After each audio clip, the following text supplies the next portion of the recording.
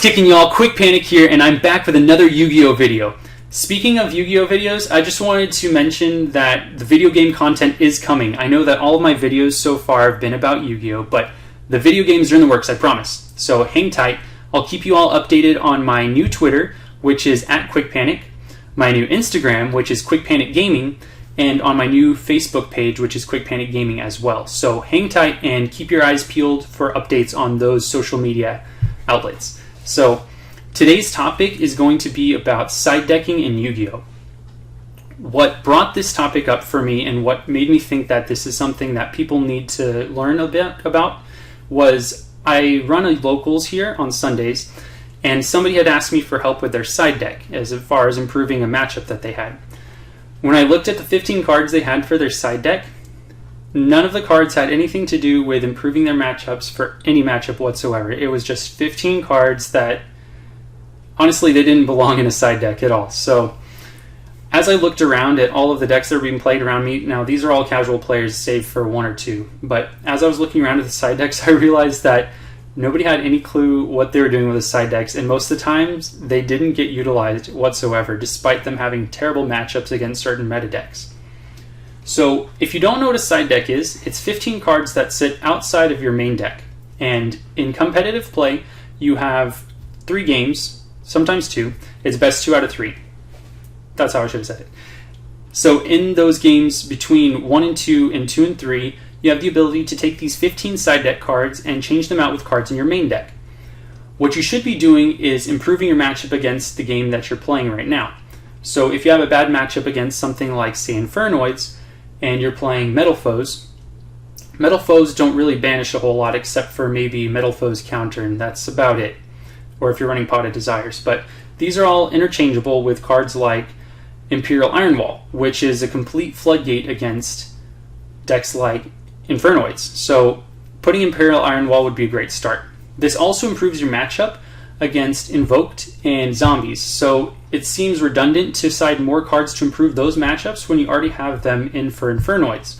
Which brings me to my next bullet point, which is try to find cards for your side deck that are going to improve more than one matchup, because you only get 15 cards, and it sounds like a lot of space, but honestly in formats where we have a lot of different viable decks, it's really hard to cover all of your bases. So do your best to choose cards that are going to improve different matchups, but might have some variability in between which decks you side them against. So our next topic at hand, as far as side decking goes, is play testing with your side deck. And I feel like people think this is a crazy concept because I never see it happen. When you're going into a big event, a side deck can make or break your day. It can be the difference between you topping and earning your invite or top 32ing a YCS and getting an awesome mat, all that fun stuff. And it's just something that I don't see enough in the community. So when you're preparing for a big event, a side deck is a huge thing. You can lose game 1 and win game 2 and 3 because your side decking is so great. So it's something that needs to be practiced. It's a skill, honestly. And what you need to do is play test with your main deck. That's important. But games 2 and 3, you're probably going to have a different combination of cards because you're side decking in between to improve your matchups. So play test with your side deck. Please help. It's so important. I've seen so many players go in with subpar side decks because they focus so much on playtesting with their main deck. So remember that you can also side deck extra deck cards. That's like kind of a recent-ish change, depending on how new or old you are in terms of knowing the game state. But you can side deck extra deck cards, and you can do stuff like Karagorn, or that's not how you say it, it's Karagorgon. I can't say that card. You guys know what I'm talking about. It's the rank 4 with 2450 attack, who changes targeting targets. So you can side deck stuff like that. There's a whole list of cards, and that's something that I could go over in another video if that's something that's desired. But I also wanted to talk about another aspect of the side deck, and that is changing the mode. It's kind of like it turns your deck into a transformer, which is kind of a cool way to think about it. So in this format, die roll means a lot. And if you're going second, you have a bad matchup a lot of the time. It's really hard to play against an established field. And the Zoo engine, even with only 2 Rapiers, is pretty consistent at starting your opponent on a good foot. So you want to make sure that when you're side decking, you have cards that prepare you to go first and maximize your setup abilities when you're going first, but also when you're going second. So when you're playing against a deck that's really good at building huge boards, you want to make sure that you're sighting in cards like Dark Hole or Raigeki or Interrupted Kaiju Slumber, depending on what your main deck looks like if you're not running those already. But if you're going first, you want to utilize cards that will sit in your back row or hand traps that allow you to play on your opponent's turn as well after you've already set up. So cards like Solemn Strike, Solemn Warning, if you're not already main decking them, that should be something that you consider putting into your side deck in order to improve your odds of winning when you go first and setting up.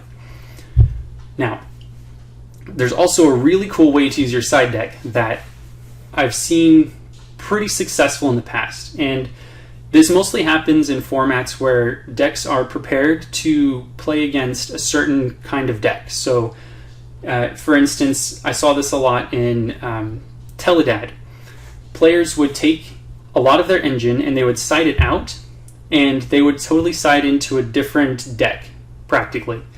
And I saw a lot of utilization with Chain Burn in the side deck, and that's still something that you see every once in a while at regionals. So this is something that you should prepare for, but also consider. Possibly your main deck might have some really bad matchups against side deck cards that just totally blow you out of the water. You should consider perhaps making changes to your engine in between games in order to counter that. But that takes a lot of practice, so that also takes a lot of consideration, and it's not something you should just do on the fly. So changing strategies is a totally viable thing to do in Yu-Gi-Oh! And it'll get you some surprise wins. And honestly, we take those W's. If you get a win because you've changed from a Zodiac engine to a Chain Burn engine to accompany your Metal Foe deck or your Burning Abyss deck, hey, that's awesome. You earned that because you practiced with it, I hope. So these are just some awesome things you can do with your side deck, and there's a whole lot more we could talk about specific cards, but I just wanted to make a general video about using a side deck because it's something that I feel like a lot of people don't really respect. And I think it makes the difference between a really good player and a good player that has the potential but doesn't fully utilize it. So improve your matchups using your side deck cards. If you can, make sure that your side deck cards will improve your matchups against more than one deck. Don't waste slots on matchups that you already have a really good matchup on. If you can handle it with your main deck, do that and utilize those spots to improve other matchups that you might not have focused on in your main deck. Going first or going second, remember that. Think about that before you switch cards between your main deck and your side deck. And then consider the fact that you might be able to change strategies in a regional or a YCS and steal some wins like that. It's a pretty cool idea. So one last thing I wanted to talk about is when you're side decking, your opponent is watching if they're a good player. And they can usually tell what cards you're siding judging by the number of cards you're taking out and putting back in. So a strategy that we haven't seen in a while, and I haven't personally seen in a while at least, is called smoke screening. Now, this takes a really good idea of what you have in your main deck and what your side deck is, and I highly, highly, highly recommend that you memorize these things. Most of the time I go into a tournament and I have my entire main deck memorized and I can write it without pulling it out. And that further instills this ability for you to smoke screen. So you shuffle all 15 cards that you have in your side deck into your main deck. Now you're going to shuffle them in and you're going to pull out 15 cards afterwards because you can't go into a duel with 55 or 75 cards. But the benefit of doing this is your opponent has no clue how many cards you're putting in or taking out, so they have no idea how to counterside if they're that kind of person or that kind of player. So it's something to watch out for, and if you're really skilled at it, try it. So that's all I've got on this topic today. I hope it was helpful. Leave a like down below if it's something that you liked. Subscribe if you want to see more Yu-Gi-Oh tips and Yu-Gi-Oh videos and gaming videos in the future. I was thinking about doing some Let's Plays with an NES Classic that I got, so that's something to look forward to in the future. Streaming will be back. I mentioned all of that at the beginning. All of the social media links are going to be down below. So I hope you guys have an awesome day. Later.